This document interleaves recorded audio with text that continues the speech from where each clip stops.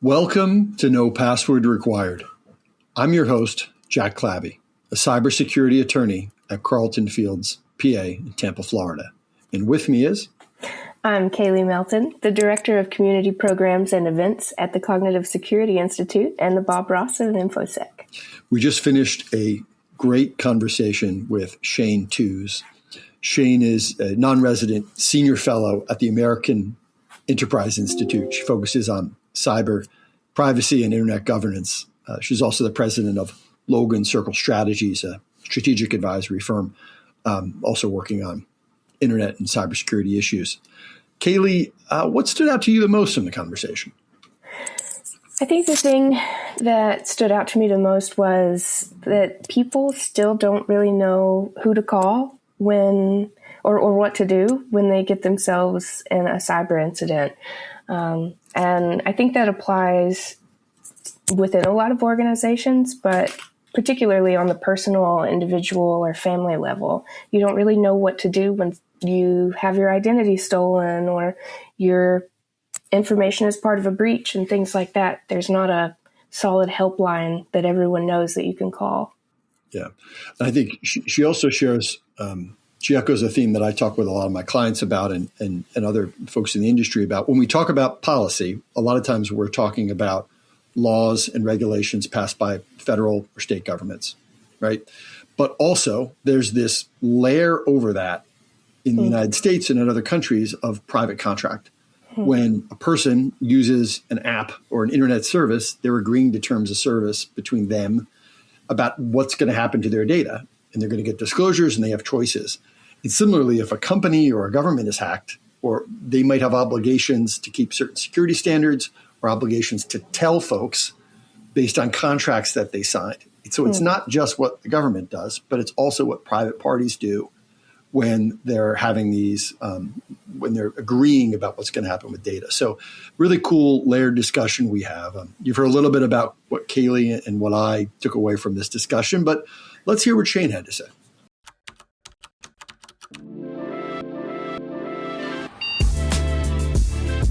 This is No Password Required, a Cyber Florida podcast presented by ThreatLocker.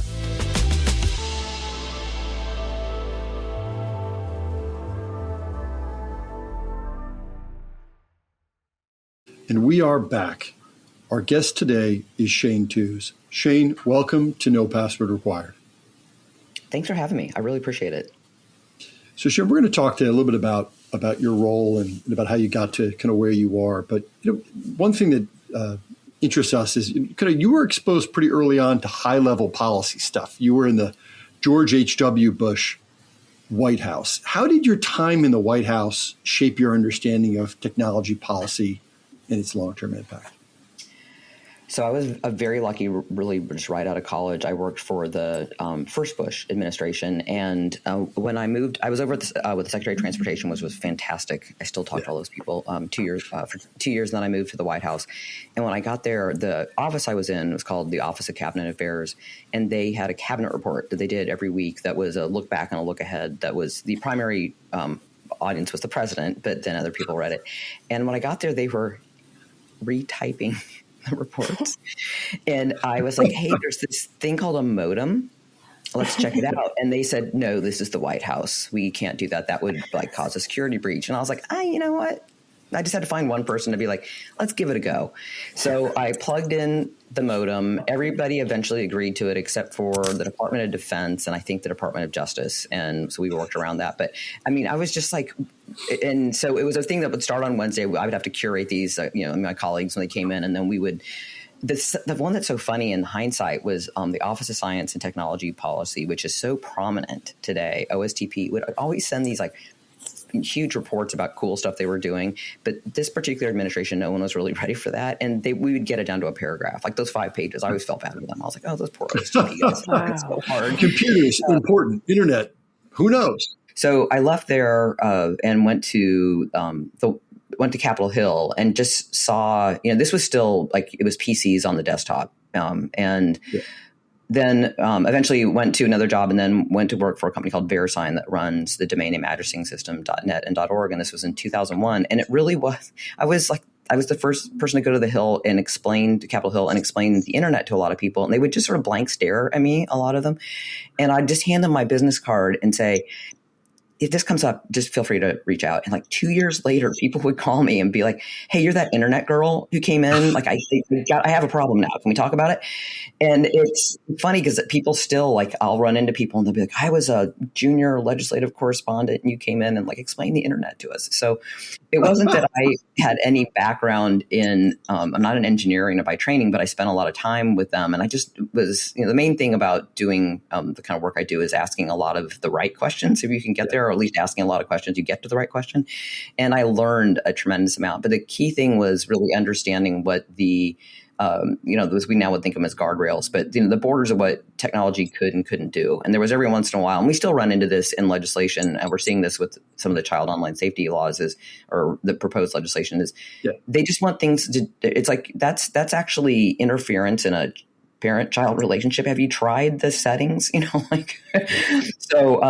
been a really interesting path to get to where I am. I feel very fortunate. But yes, early on, it was very analog to answer a long answer to your question, very analog. But it's that mixing of, we've all kind of experienced it, and a lot of our audience has too, where you're there to talk about something that has to do with technology, and then people also assume you're the person who can also run the technology, right? Like, about internet policy, but hey, here's a modem, You're the help desk. I'm definitely the help desk for every person above me and my family. Actually, when I go out to Colorado, where my dad's side of the family's from, it was a joke because I had my aunt and my uncle be over there. I'd be like, I'd walk in the door from the airport and say, just get all your phones, lay them out. Nobody changed their password since last time I was there. I would just dial in and I said, I'm not talking to you until we update. And I would update all of their phones. And then I would say, now what's the problem? Is that, going back to the early days of internet policy, right? Not necessarily the use of modems by the White House, but the actual policy that they were starting to put together. What was that era getting right? And maybe what was it getting wrong that you're sort of happy didn't get pulled through?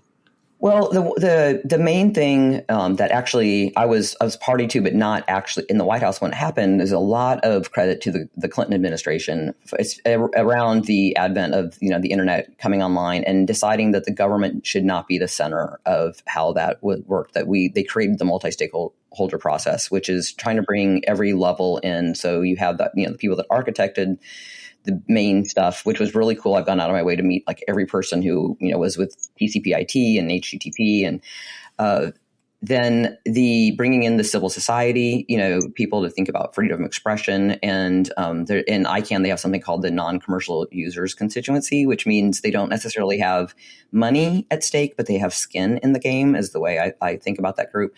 And then intellectual property, things like the movie studios. Early on, we went through the whole thing with the, eventually recording artists with, different things on there. And so it was a lot of, how we got the policy right was trying to figure out how hands off we could be. And to this day, though, I would say you want to legislate or regulate the outcome, not the input. So it's very important that you look at the goal is something that you're trying to change, most likely behaviorally, but you are not doing that via hard edge. Here's what we think the technology should or shouldn't do, because as we've seen, especially now, right? We're going to blow right past whatever those things are in the regs. And if they get cemented in, it's very hard. It takes a long time to break that up to get to where we are in current technology. That's exactly right. Like specific standards of conduct that sit in regs that take 18 months to create, and then you're stuck with them for 10 years, even though the technology's moved on. Yeah, we've definitely seen that in areas. I mean, luckily we got part of encryption right, but now they're trying to break that. So it's really fast. Some of them are really hard to move on. I mean, and there's, you think about, I'm going to drop his name at the moment, but the first gentleman who went to prison over something that, Trump ended up pardoning him. I can't give his name because, what he did seemed so obscene at the time, but now it's like something that's kind of like, not that we don't disapprove of it as much. Right. Yesterday's conduct is today's norms in some degree about internet behavior, for sure. One of the things that comes up, I'm a cybersecurity lawyer. And so one thing that comes up from time to time is what the standard is when a company is breached. Yeah. Right. And there are 50 states now, and there's 50 standards. Some of them are close to each other. Some of them are identical. Some of them are different. What do have you ever looked at the idea of this one federal standard or one community standard we all agree to kind of harmonize what's going on here for this? Is that something you've ever looked at or have an opinion on? Yeah, I've actually spent a lot of time on that. When I was at VeriSign, we were a lot of the people I worked with worked on creating what they call the Information ISAC, Information Sharing Advisory Council. And the main reason why you have an ISAC, especially in the tech space, is for that indemnification on liability. So you want to be able to share information. We're definitely learning this again with the advent of Mythos with Anthropic, is how fast can I get this information out there so other people don't suffer the same harm that I might have been through. However, I don't want to make public a lot of the information that might come out with that initial breach response because it would be harmful, either to your constituents or your clients or to the actual system. So there's always a fine line, but I think in the bookends of my head years ago, I was at an event with this lovely woman from Lithuania who was in cyber, and she goes, "I don't understand you guys. We can report in 4 hours." And I'm like, you can walk across the country in a day, I love that you guys are that organized. But also, you get in Estonia too is another one. Actually, still the corner case of, when the Russians attacked Estonia, that they went fully digital with their government, and they're very, they did it very cleanly, and we like to look at them as a model. But they can get a very fast reporting mechanism because a lot of their legal constructs are in alignment.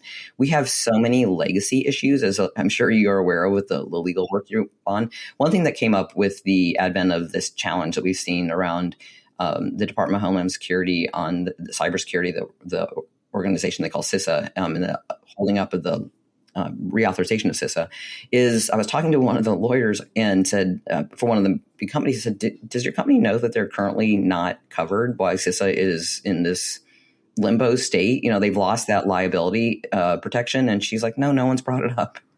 I was like, that's fascinating. That's incredible. Yeah. So tell us a bit about what you're doing now. What is the American Enterprise Institute for those of us listeners who don't know what it is? And can you share a bit about what you do there?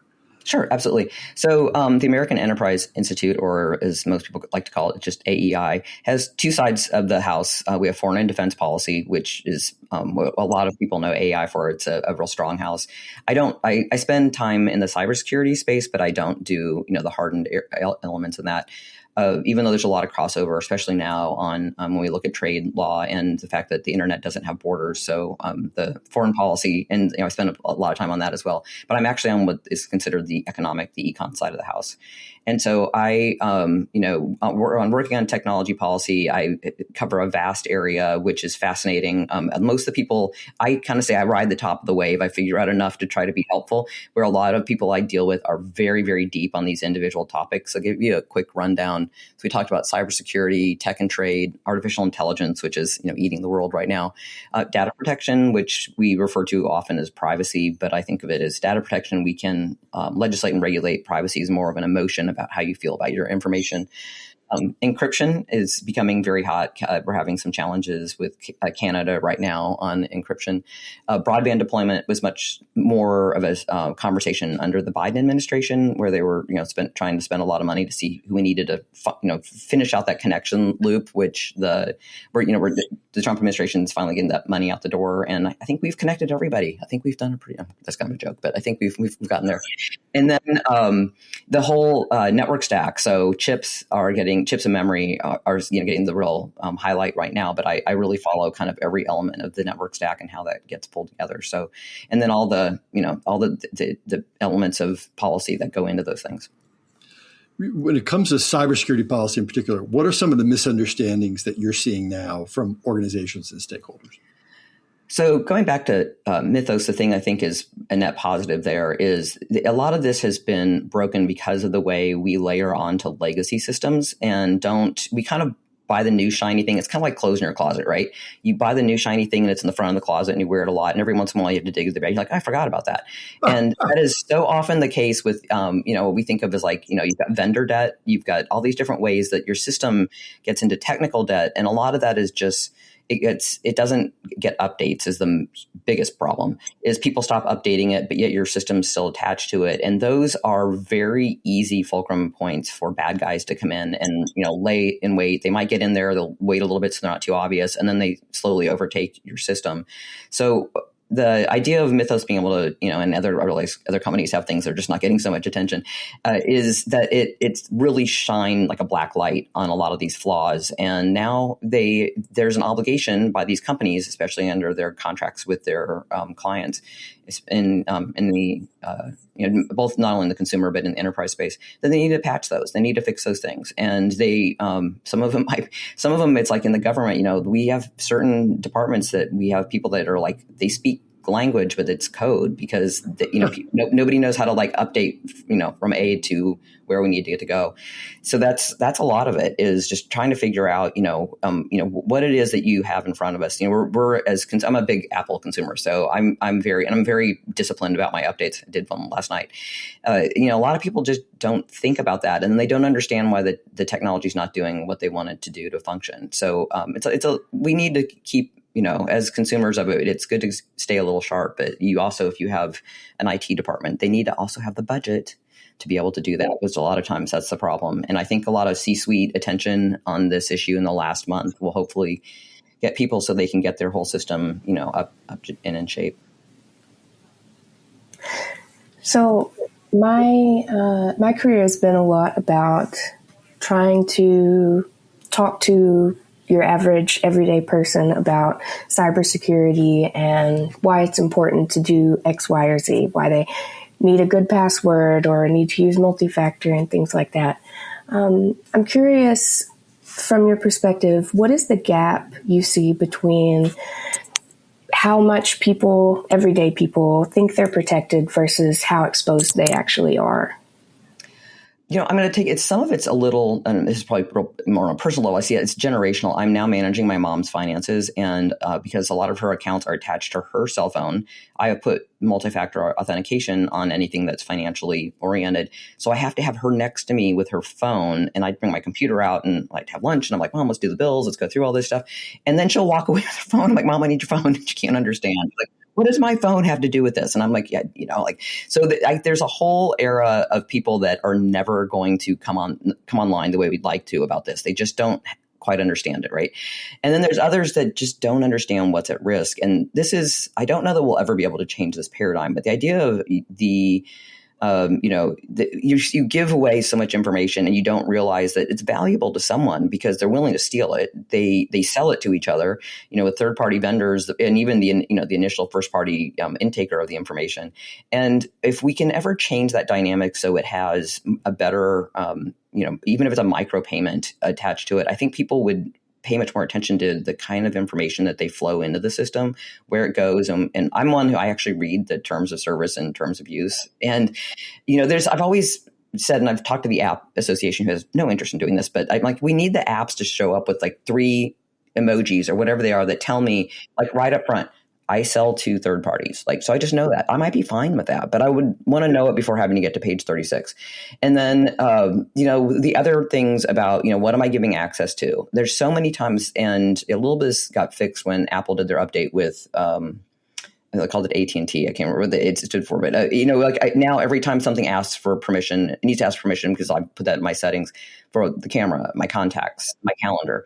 The reason why some of those are important just aren't natively to how people think about these. One of the big attack spectrums right now is calendar invites, which it breaks my heart because I love getting a click through when I'm invited to something to just be able to drop that on my calendar. But apparently so do the criminals who realize that that's generally not, once you're at that level, you've gotten and if you permissioned all this, and then they can get in there, then they use that to, get into your network. So, it's hard because it's also a moving target. So as I'm sure you're always trying to explain the most important things. People are getting the scam calls. They're starting realizing, as I tell my mother, the bank is not calling you. They're not going to. How often does the bank call? Not often, Mom. So don't hang up and tell them that you're going to call them back and then call me. That's what we end up doing. Yeah.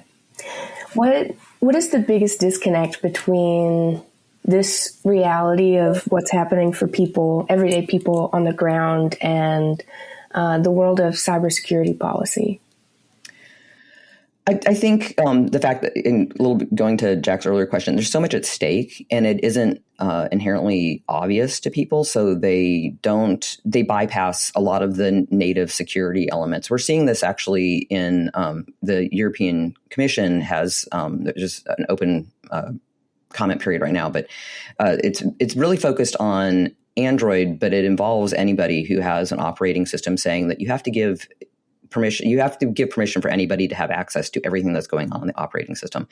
And when that happens, you end up breaking those levels of trust that most consumers have learned about their phone. So they tend not to, they think it's pre-permissioned. So they've done this before, that they don't realize now that these apps are going to come in, and, whatever it is that they've decided that they need to have, access to, the reason why I give my location is because I'm a big user of Google Maps, or I want Uber to be able to use it, but I don't necessarily want any person who happens to have an app that I download have my location information. So, we've got to figure that out. And it's one of those challenges that tech has sort of created for itself, because it's so user friendly and we're used to plug and play that we don't have to explain how things work. But now that they're breaking that trust cycle, we're going to have to go back and explain, when you make these decisions to go out of the, we'll call it out of the basic network of where you've normally gone to get these things, be very cautious and thoughtful about what it is that you're putting on your phone and what they're going to do with it. An example is, and it kind of weirds me out, and I love the fact that Instagram knows this about me, but I am one of those people that goes to museums and I take a picture of the art, and then I take a picture of the little tag next to it so I can remember the name of the painting. And there's an app for that. And Instagram serves it up to me, and they're like, there's an app when you go, and it'll just do this for you. And at first I'm like, oh, didn't realize I had a problem that I needed to solve there. But if I wanted to, problem solved. And then I'm like, what else does the app do? So I went and looked it up, and it's a little squishy on what happens, because I'm like, a lot of these are just truly Trojan horses. You put them on your phone, and there's weather apps that do this. All they do is suck information off your phone and sell it to a third party. And people just, I showed my phone to a person of mine who's she's like, here's 5 things you got to get off your phone right away. And it wasn't even for a cybersecurity thing. She was doing it from a privacy perspective. So that, I think, is the key. That's where, Jack, you asked earlier about the 50 laws. That's the one challenge I think we have, where we really would be better off with a national privacy bill. It's just tough, because your phone, I live in I cross the border into Virginia or to Maryland. I do a lot of state hopping, and, my phone is going to have a very hard time changing the permissions every time I drive 15, miles, to all of a sudden have different things that it has to remember. And a lot of times I like the settings that I want. I don't want to have to go through the permission of that every time, I move around, as well as we get into the challenges, especially with where the European laws and the California laws have kind of dictated to the rest of the world how this is going to go. So kind of taking to heart the challenges that we have with consumers, let's think about that. House Energy and Commerce Committee in Congress is working on a bill right now that I've made some comments on. And the key thing is, I think that the privacy is very important, but the security part is as important, because those two things have to go hand in glove. Can we just pivot to government cybersecurity readiness too? Because that's something that Cyber Florida follows a fair amount. If a major cyber attack hit some critical infrastructure tomorrow, right? Do you think that governments are ready to respond to it? What do you see about government readiness at this point?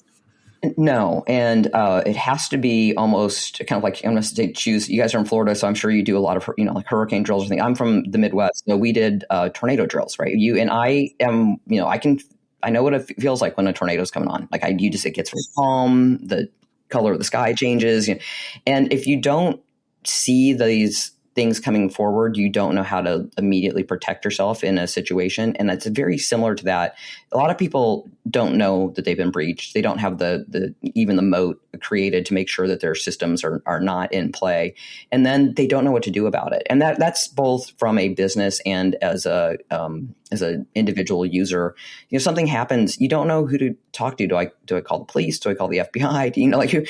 Who am I supposed to engage on this? So having a plan, especially for corporations, and having that plan well known, even if it's the best thing you do is don't do anything yourself, but contact the IT department as soon as possible and contain where you think the problem is so it doesn't spread quickly. And for consumers, there's, kind of learning those key points as well. I know October is Cybersecurity Awareness Month, so I write about it a lot then. Not that most people know that they're supposed to celebrate that in October. But it's, an idea to put all those reminders back out there, like things that people just need to be cognizant of. And right now it's more text messaging driven than it is, email still harbors the most malware. But, now text messaging is kind of causing that same problem because everybody's on their mobile device. How do the U.S. and the EU approaches to tech policy differ in ways that matter? That's a really good question. We are an innovation society, so we believe in allowing people to go forward. Their measurement is if you do something that seems to make sense, somebody will fund you. And so we have kind of that market value driven that is in the way that our tech works. And that's actually why we're doing so well in the United States versus other countries. We'll set China aside because they get kind of self-funded by the government. But the idea is if it makes sense, a lot of these venture capitalists know that, 8 out of 10 may fail, but the 2 that they do are going to do very well. And our system is designed for that. There was a report that came out, I think it's probably 4 or 5 years now ago, called the Draghi report, that this gentleman in Europe really pointed this out. And he said, we need to change our banking system, which seems odd when you're like, what's the problem with tech? And the problem with tech for Europe is their banking system. They don't have that same innovative cycle in the way that they finance things. And so it's very hard to get funding. So that's why you see a lot of these company founders either moving to the United States or selling to larger companies in the United States. So that's part one. The second part, besides the lack of funding opportunities, is they believe in it's a nanny state. They like you to ask permission before you move forward with things. And a long time ago, when we were working on RFID tagging, I was in a meeting in Brussels, and they were explaining to me that this wood table we were meeting around, because it had an RFID tag on it, it would be considered RFID hazardous waste. And I was like, it's a wood table. Why wouldn't you recycle this wood table? And they're like, because it has this electronic thing on here on the corner now, deems for it to be. And so I always take that as kind of a visual in my head, because now it's a virtual version of that, where they're saying you have to do all these permissive things ahead of time, and you have to discuss it with us, either with the nation state or the European Commission or a member of the European Union before you move forward. And I'm like, that's a lot of regulatory hurdles. I might go do something else. First of all, I can't get the funding, and then you're gonna mother may I into how I have to manage all these things. And they now want that for American companies, and their way of discipline is funding. That's why you see these astronomical fines that they're doing for what they call the Magnificent Seven. That's the only way that they are getting attention, because with these smaller fines, they were like, these are a nuisance, but it's a risk that we take in being in business.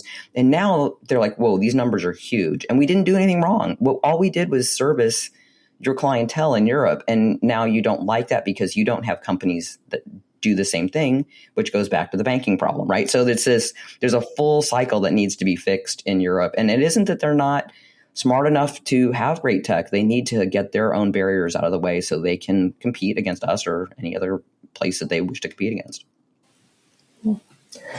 Do you feel the U.S. is leading on tech policy or reacting at this point?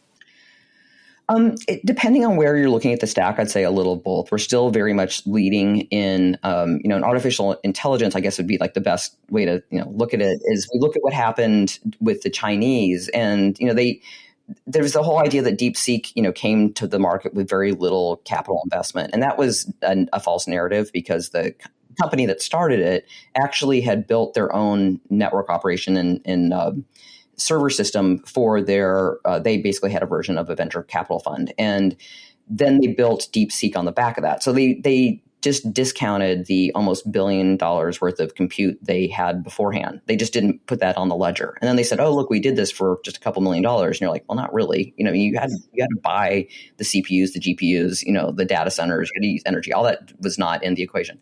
But what they did was their distillation model, where they also just sort of grabbed a lot of smart technology that was going on at the time.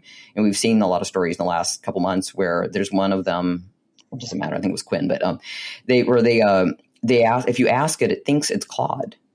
because it is trained on so much Claude material that if it's like, oh, no, I'm Claude. And you're like, you're not Claude. You're a dupe, and to put it in girl parlance when it comes to those things.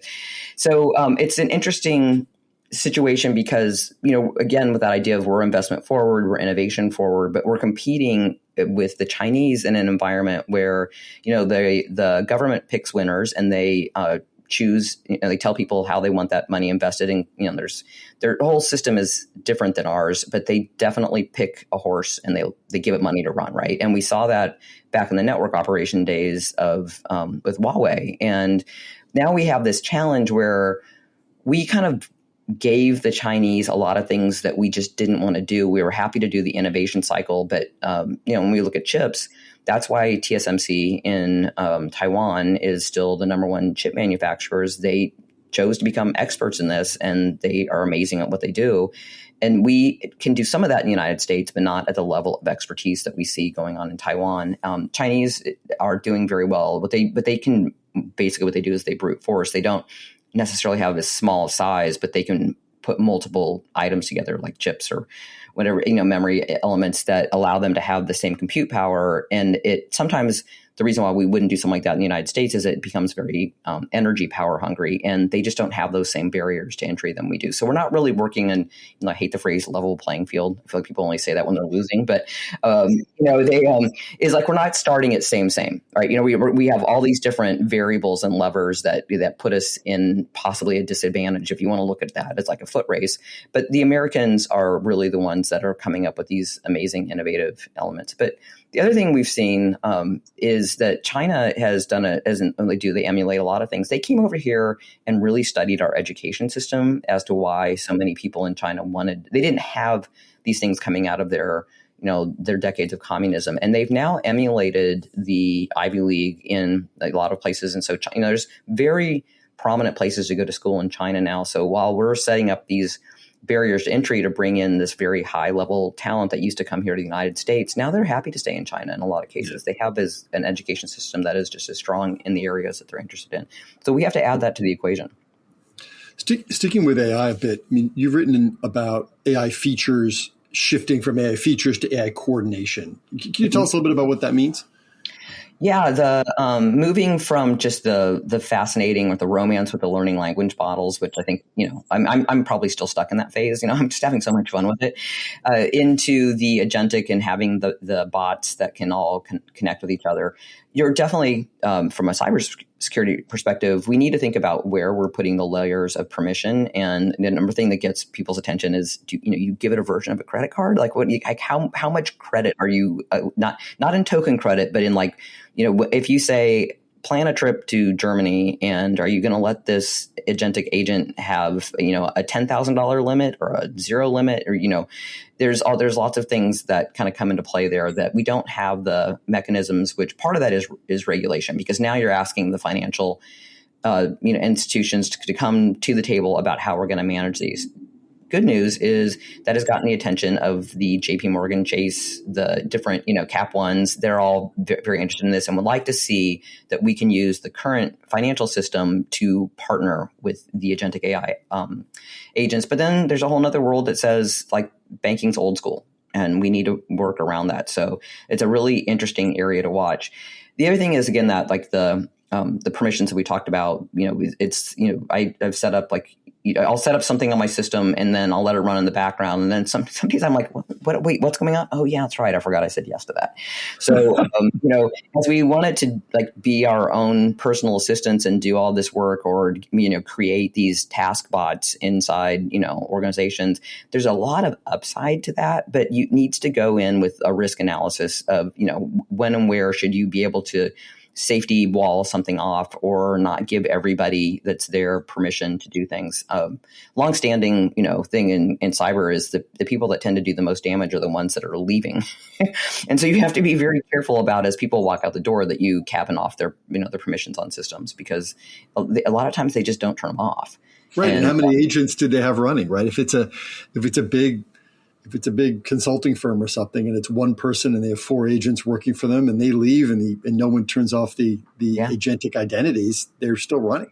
Yeah, and that goes back to what I was talking about with the vendor debt and the technical debt is you have exactly that, and you're like, and then the next guy comes in and they don't leave the recipe on what they did, and so they either decide to like trash all of that, and so that's just that sunk cost out the door, or you're not able to like layer into it. So there's lots of things that need to be thought through at the IT level. Again, it's that plug and play that makes it seem so easy and seamless, but you have to think about both the risk and the cost on that.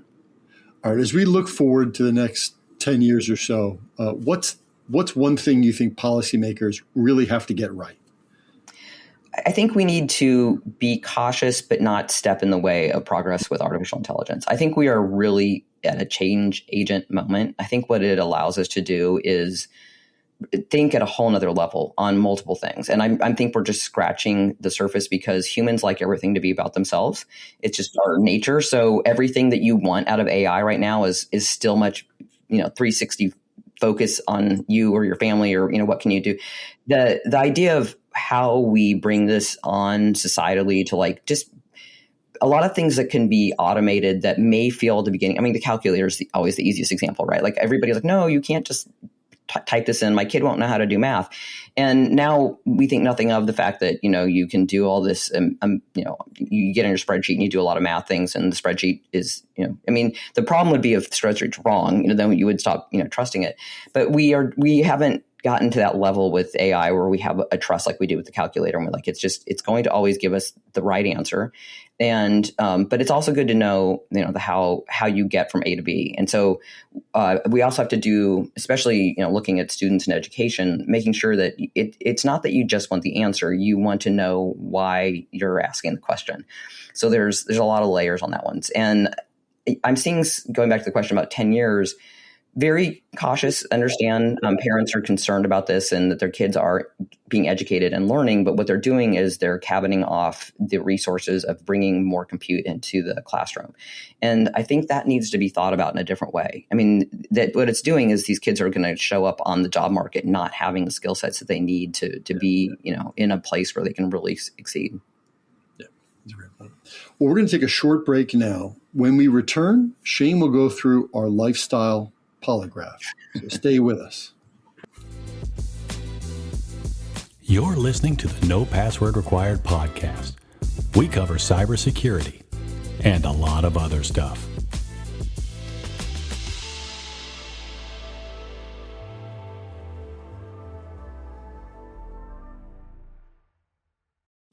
Welcome back. As many of you know, the lifestyle polygraph is a test used by the federal government to determine if a person is worthy of learning some of our nation's most important secrets. Here, we use this technique for slightly lower stakes, to determine whether our guests can join our fantasy cybersecurity squad. Shane, are you ready for the lifestyle polygraph? I'm willing to participate. I don't know if I'm ready. Good answer. All right, first question. Have you ever pulled an all-nighter just for a project you were excited about, not because it was required? It's been a long time since I've done that, but I can remember the time I did it, and it was in college. So it's been a long time. I've heard some people who, like when they move into a new apartment or a new house or something, they stay up until all the boxes are unpacked and all the art is on the walls. And I've never done that. I mean, I've lived in my current house for 13 years and I think I still have boxes packed. Are you an unpack the boxes person, Shane? Well, if you have boxes you haven't unpacked, you should probably just throw them away and not look at them. Like, but yeah. I do eventually unpack them all, but I don't always do it in that. Yeah, I know the people you're talking about, and I'm not one of them. But yes, eventually everything should get in its place and out of the box. I admire that. Are you inbox zero on your email inbox, kind of similar thing, or do you let it accumulate? I average, well, it's on my phone. I pretty much have 20,000 emails is normal for me. And I have 8 different email accounts for different reasons. And there's one that I try to get it down because it's like there'll be things hidden in there that I have to find. Okay. But they're all on different operating systems, which was very frustrating. That's something I would like to try. I have not tried the Agentic, like an Outlook Agentic, to go through my current 8,400 emails and say, hey, which of these should I probably have responded to? I would like to try that. Slightly different thing, but on the same idea is with, I love my Gmail account because you can now, like I did a trip and I said, go through and create an itinerary. And because I use Gmail for all those things, I only had to change like one word. It had my entire itinerary. It had all of my record locator numbers, just all from the Gmail account. I can't say I can do that on some of the others. Yeah. No, it plays nicely. That's exactly right. Yeah. And I think like that has been one area where in my personal life, I have been playing around with the different kinds of AI is trip planning. It's so far so good because it's just doing the thing that I would have done, like looking through TripAdvisor reviews for restaurants and finding out what time museums open up. I know the path it's taking and it's the same path I would take. So I'm okay with trusting it for some of that stuff. But I've been harder on more nebulous work tasks to trust an AI agent because I don't know the path it would be taking. I was just out at the Google I/O Google Developers Conference, and the thing that's coming out is something called Spark. And it's going to be a tiered thing. So it's $100 a month for a while. And like everything, it'll migrate down. Eventually us peons will be able to use it. But it is wanting to keep you inside the Google ecosystem, which I'm fine with. I opt in, but it's really going voice to the Google system. So all these examples on stage were plan my weekend. They have somebody was having a block party. So, here's the 5 things I need to get done. Make sure I give a list, blah, blah, blah, blah. And they all had these but it was a lot of offloading life. And I've been fortunate to be at the Google I/O several times. This is the first time where I felt like, okay, all these executives like got a hold of these toys inside the lab. And they're like, I can really use that. And now can it order me a bouncy house and I need a rental car? And I'm like, that's real life. Like those are things that we do need to get done. And if they can get done more efficient, we can do other things that we like to do or they're better. So no, but to answer yourself, I can't get to a 0 box. I can't. I'd love to. Okay. Question number 2. When someone tells a bad joke in a meeting, do you fake a laugh or just stare at them? I probably fake a laugh. Yeah. Just to be polite. I'm from the Midwest. That's true. We did. Yeah. There are definitely times when, right. It's not an offensive joke where I'm trying to make a point or stand up for a principle. It's just, I want this interaction to end. And the easiest way for it to end is for me to give a dry ha. You're especially a lot of we're probably both around a lot of people that are very smart and sensitive. That's a great observation. Conversation about something that other than you're like, okay, I'll just politely laugh at your joke and then can we move on? Mm-hmm. That's right. Mm-hmm. Or there's someone who's beginning, like someone got coaching that they need to begin a conversation with a joke. And for them, it's just, they're just trying, they're moving on, and then they go. Because they don't have any inherent human skills to know how to even launch that. That's, yeah. So my kids gave me, because I think they know the humor I have, they gave me for Father's Day last year these cards that are dad jokes. Okay. And so I have been using them. This is the one that popped up. This is, people keep telling me I'm addicted to brake fluid. People keep telling me I'm addicted to brake fluid, but I can stop anytime I want. Right? Like that's bad. That's a good example of the social laugh you guys both gave me there. I want to know if it's like Cards of Humanity. Are you like adding to the deck now? If I have a good one, I write. Oh, I would tell that joke slightly differently here, so I could tell it as a one-liner. But that was Cards Against Humanity. Yeah, get that correct. Oh my gosh, yeah, no good, exactly. Okay, 3rd question: do you ever talk to yourself when planning or problem solving? And if yes, is it serious self-talk or more like a running commentary? I have a running commentary in my head at all times. I mean, it doesn't stop. The one thing I always tell myself, I don't really want to write an entire show, but I could do treatments if I could just watch a scenario unroll in front of me. And then I keep going in my head, like, here's 6 ways you could make that really funny if you did a version of this. Yes, the voice in my head is very busy. Have you ever thought about fiction writing, Shane? Have you ever done any fiction writing? Or, I mean, you've seen so many things, you could probably inform a whole lot of stuff. So in a very baby version of this, 2 things have collided in my world. I'm very lucky that Google has put me on a team to to test some of their AI tools. And there's certain things I am not great at. I'm not an overly creative person. And it's the Google Omni, which just came out, it's basically voice to visual. So you can ask it to do things. And so they've asked me to test it. Actually, I've got a thing with the tester team tomorrow. And the first time I did, they asked me if I could just ask it really bad things and try to break it. And I was not mean enough to try to break the AI. And then this one, I say it's two things because I got that opportunity to do this because I have permission into the system. But a lot of times on my social media, I put that it's used to be a hashtag. Now I just say Shane on a plane. And it's because I do get the fortune. I love to travel, and I do get to travel a lot for work, but I don't always tell people where I'm going. But people, it just is it's a conversation starter. Like it came the event I was at last night. Somebody said, "Oh, you're not on a plane," and then I know that I'm they're also on my social media feed, which isn't. I'm very permissive, so a lot of people on my social media feed. So I've taken the Shane on the plane. A friend of mine said, I have a lot of nieces and nephews that I have to read books to, and why don't you just write when you go? Like just do top 5 things when you're in Berlin or Tokyo or. The one I'm working on using the Google Omni is Shane on a train and doing the Cradle of Liberty tour, starting in Boston and then going all the way down to Williamsburg. And what's been interesting about that is just creating the concept and what I as an adult would like to read to my nieces and nephews, because we both learn. And then doing the Omni part of it it's interesting to see what it retains and what it can change and what it holds. With the name Shane, most people think I'm a boy. So it immediately makes me a boy. And then I talk to it and we make it into something else. And then like what it's willing to kind of move through or not. So it's been a fun, multitasking way of me to learn more about AI, but also do my thing of not fiction, but children's books, if I ever get there. Creativity, getting an outlet out. Yeah, I love that so much.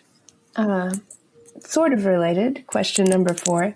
Is there a type of music, show, or movie that you secretly love, but people might not expect? So I got to Breaking Bad really late and loved it. And you wouldn't necessarily know that from my personality. I'm just finishing Peaky Blinders, which I know I'm late on that one, but my sister keeps talking about it. And there's like one left in this season, and I just don't want to watch it because I don't want it to be over. Oh, I know that feeling. Yeah. But I know they have another season coming. I watched The Bear because so a lot of things I won't even know about till they win an Emmy or a Golden Globe. And I'm like, okay. The Bear is so, I don't know if you watch it, it makes you anxious. There's so much stuff going on. And the arc on the characters are really interesting. So they get to the very end, and you don't know at the end of this that they did announce another season, but the last thing is, it could be a play. It is so well done. It is 3 in the very last moment, there's 4 characters that are in the back of this restaurant. And this guy, Richie, plays a full arc, and he brings up singularity, which there's no way at the beginning Richie would have known anything about singularity. But I went back and watched the whole thing again, because now that you know what happens, you can watch it without that angst of it all is going to go crashing down.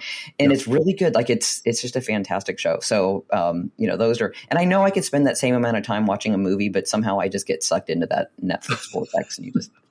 Some of these things are so good, and the care that's put into them is better than a lot of movies that are out there now, right? Some of these hour-long dramas now, particularly on some of the streaming services, are the investment level in them too, and the work product is so good. Yeah, and what's nice, like when Apple came in, they do everything. It's a quality product, and so they've upped the game. And so there's a lot of things that were just, some of the streaming services are just buying old series. But I get it. There's it's super low capital investment for them and high return.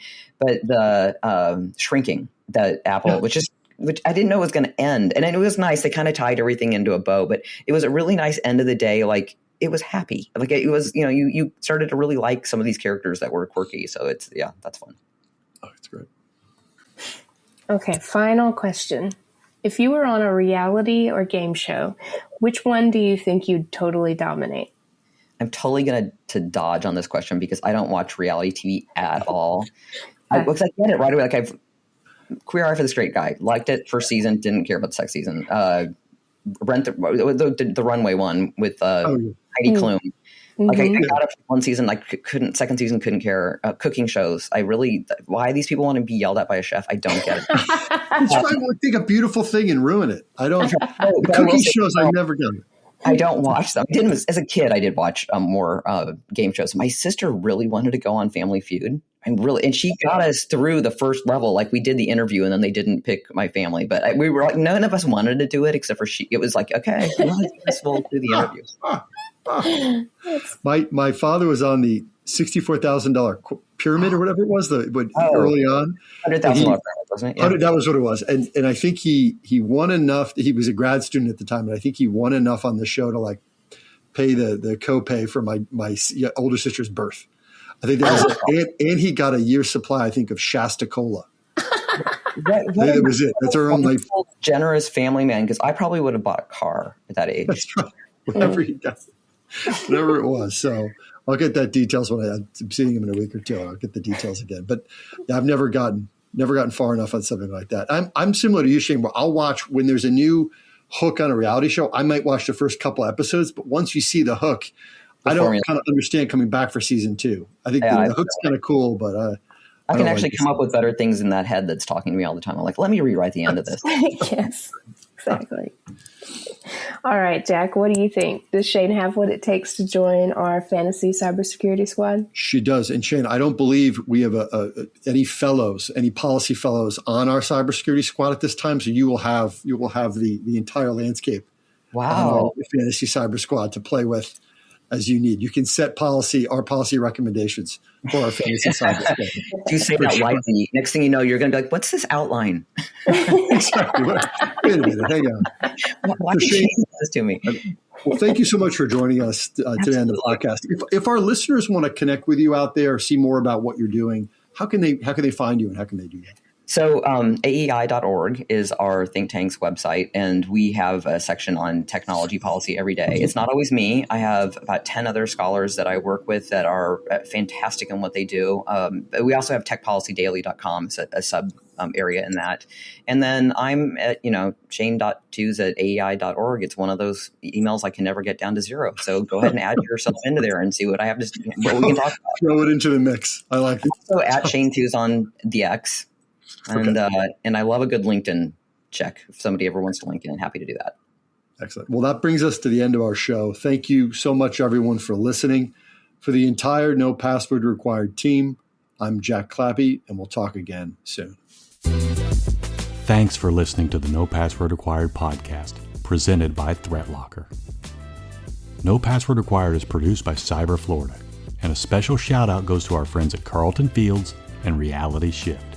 For more content, follow us on social media at NoPasswordPod and visit our website at cyberflorida.org/pod.